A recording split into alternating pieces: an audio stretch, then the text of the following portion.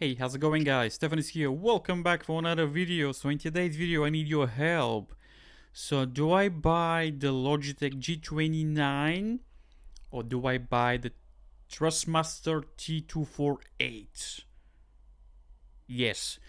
Let me know in the comments down below. So there's a quite interesting debate.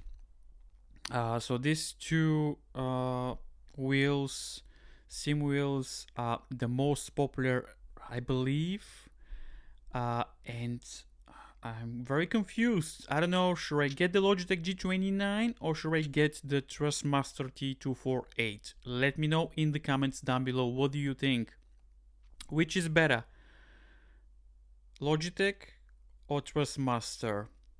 Some people say that the Logitech G29 is much better due to some slight issues with the pedals. But then the Trustmaster, the force feedback, it's much smoother. So let me know in the comments down below. Thank you very much for watching, and I'm going to check your comments. If some people have both, at least they can report that, so that would be nice. Thank you.